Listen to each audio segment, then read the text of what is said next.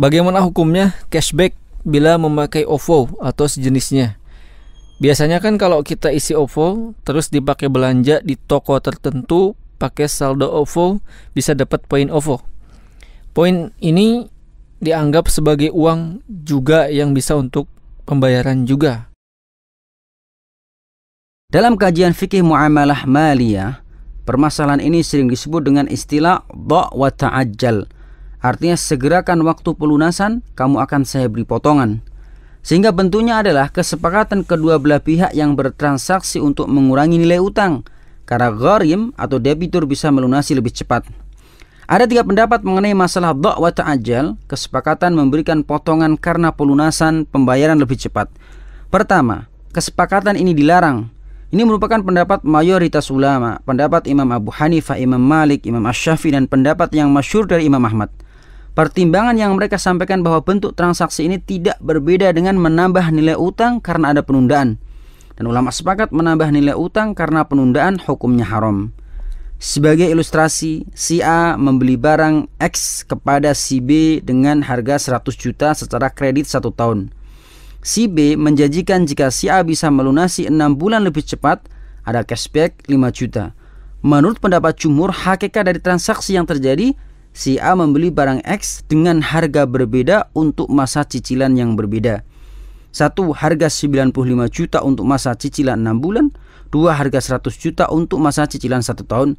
Sehingga selisih nilai 5 juta merupakan pengganti dari masa percepatan cicilan selama 6 bulan. Dan menurut ulama Hambali, percepatan maupun keterlambatan cicilan tidak boleh digantikan dengan uang. Dari Al-Miqdad bin Aswad, beliau bercerita, saya memberi utang seseorang sebesar 100 dinar. Lalu aku sampaikan kepadanya, segera bayar 90 dinar. Saya potong yang 10 dinar. Orang ini setuju, lalu aku cerita ini kepada Rasulullah SAW dan beliau bersabda, akalta riba Miqdad wa at'amtahu. Kamu telah makan riba dari Miqdad dan memberikan riba itu kepadanya. Hadis riwayat Al-Baihaqi dalam sunannya. Pendapat yang kedua mengatakan bahwa kesepakatan ini dibolehkan. Ini merupakan pendapat Imam Ahmad dalam satu riwayat, Imam Ibnul Qayyim dan Syekhul Islam Ibnu Taimiyah. Ibnu Qayyim menyebutkan bahwa ini adalah pendapat Ibnu Abbas dan Zufar dari Hanafiyah. Alasan Ibnu Qayyim yang membolehkan hal ini karena kesepakatan ini kebalikan dari riba. Dalam transaksi riba, waktu pelunasannya ditambah dan nilai utang dinaikkan. Sementara kesepakatan ini bentuknya mengurangi beban pembayaran sebagai ganti dari pengurangan waktu pelunasannya. Sehingga menurut Ibnu Qayyim masing-masing mendapat manfaat dan di sana tidak ada riba, baik secara hakiki bahasa maupun urf atau kebiasaan setempat. Karena riba itu ditambahan dan di sini itu tidak ada. Beliau juga membantah pendapat jumhur yang melarang dengan alasan itu mirip riba. Kata Ibnu Qayyim, mereka yang mengharamkan kesepakatan ini mengkiaskan kesepakatan ini dengan riba.